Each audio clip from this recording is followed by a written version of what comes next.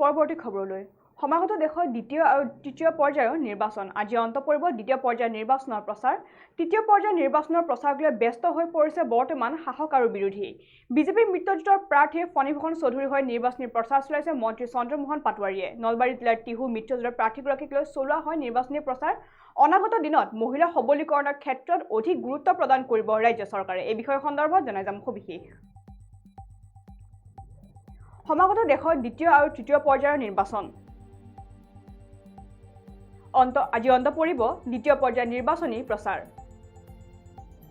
তৃতীয় পৰ্যায়ৰ নিৰ্বাচনী প্ৰচাৰক লৈ ব্যস্ত হৈ পৰিছে বৰ্তমান শাসক আৰু বিৰোধী বিজেপিৰ মিত্ৰজোঁটৰ প্ৰাৰ্থী ফণীভূষণ চৌধুৰীৰ হৈ নিৰ্বাচনী প্ৰচাৰ মন্ত্ৰী চন্দ্ৰমোহন পাটোৱাৰীৰ নলবাৰী জিলাৰ টিহুত মিত্ৰজোঁটৰ প্ৰাৰ্থীগৰাকীক লৈ চলোৱা হয় নিৰ্বাচনী প্ৰচাৰ অনাগত দিনত মহিলা সবলীকৰণৰ ক্ষেত্ৰত অধিক গুৰুত্ব প্ৰদান কৰিব চৰকাৰে অৰুণোদয় আঁচনি আৰু লাখপতি বাইদেউৰ আঁচনিৰ সুবিধা লাভ কৰিব ৰাজ্যৰ মহিলাসকলে ফণীভূষণ চৌধুৰীক ভোট দিলেহে তৃতীয়বাৰলৈ প্ৰধানমন্ত্ৰী হ'ব নৰেন্দ্ৰ মোদী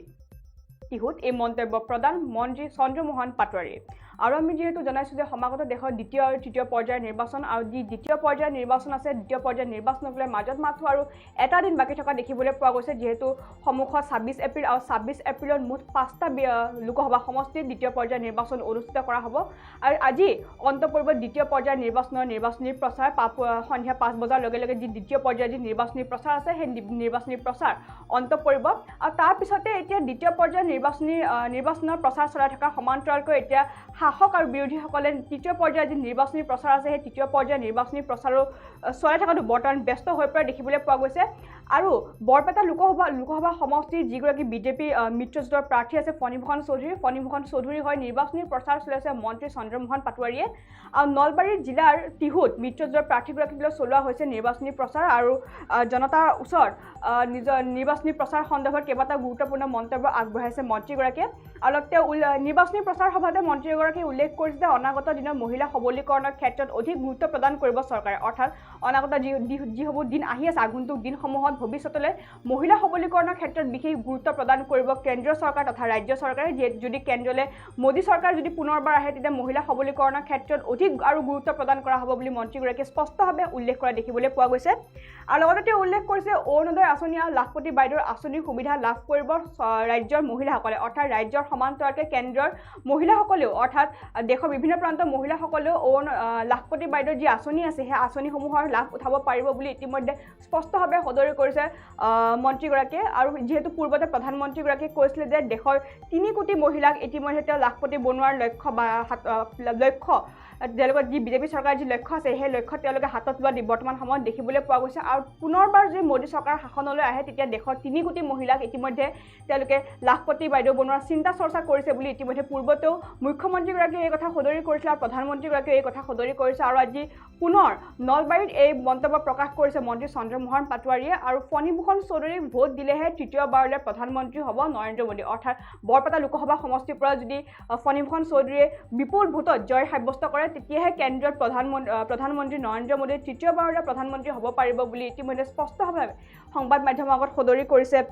মন্ত্ৰীগৰাকীয়ে আৰু লগতে তেওঁ আৰু কেইবাটাও মন্তব্য উত্থাপন কৰা দেখিবলৈ পোৱা গৈছে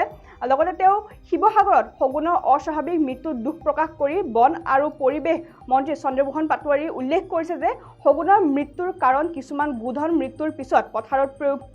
যি কীটনাশক দিয়া হয় অৰ্থাৎ যি পয়জন দিয়া হয় সেই দি পেলাই তেওঁলোকক নিধন কৰা হৈছে বুলি ইতিমধ্যে সংবাদ মাধ্যমৰ আগত স্পষ্টভাৱে সদৰি কৰিছে মন্ত্ৰীগৰাকীয়ে আৰু দক্ষিণ কামৰূপত এনেকুৱা ঘটনা সংঘটিত হৈছিল তাৰ বাবে মন্ত্ৰীগৰাকীয়ে অতি দুখ প্ৰকাশ কৰিছে সংবাদ মাধ্যমৰ আগত যিহেতু বিগত কিছুদিনৰ পৰা শগুনৰ যি মৃত্যু আছে শগুন নিধন যিসকল লোক আছে স্থানীয় লোকসকলে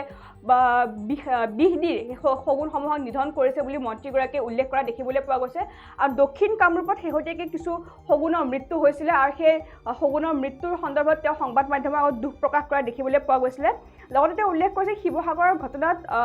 মন্ত্ৰীগৰাকীয়ে ৱাইল্ড লাইফক চাব দিব বুলি ইতিমধ্যে উল্লেখ কৰা দেখিবলৈ পোৱা গৈছে যি ৱাইল্ড লাইফ আছে সেই ৱাইল্ড লাইফৰ যি বিভাগ আছে সেই ৱাইল্ড লাইফৰ বিভাগক সেই ঘটনা তদাৰক কৰিবলৈ ইতিমধ্যে স্পষ্টভাৱে মন্ত্ৰীগৰাকীয়ে উল্লেখ কৰিছে বুলি ইতিমধ্যে সংবাদ মাধ্যমৰ আগত মন্তব্য প্ৰকাশ কৰা দেখিবলৈ পোৱা গৈছে আৰু এই বিষয়ৰ সন্দৰ্ভত অৰ্থাৎ আগন্তুক লোকসভা নিৰ্বাচন সন্দৰ্ভত মন্ত্ৰীগৰাকীয়ে আৰু কি মন্তব্য সংবাদ মাধ্যমৰ আগত প্ৰকাশ কৰিছে সেয়া আমি আপোনালোকলৈ আগবঢ়াইছোঁ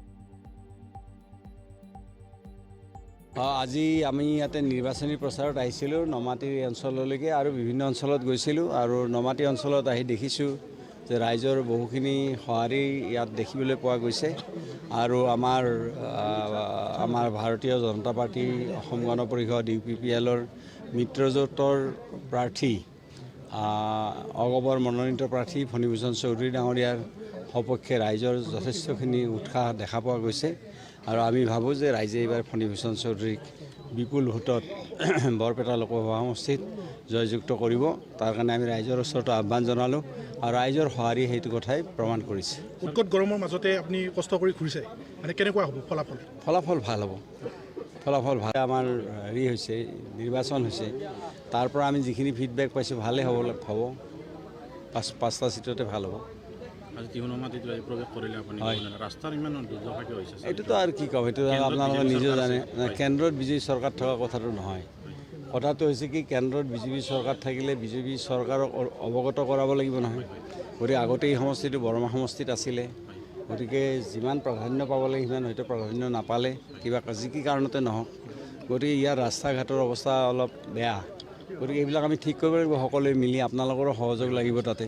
নহয় জানো? শিৱসাগৰত অস্বাভাৱিক মৃত্যু হৈছে সগুণৰ, সজাগতা সভা আমি কৰিছোঁ, বহুত মানুহক আমি কৈছোঁ। আমি কি কওঁ, আগতে দক্ষিণ কামৰূপত তেনেকুৱা ধৰণৰ কথা হৈছিল,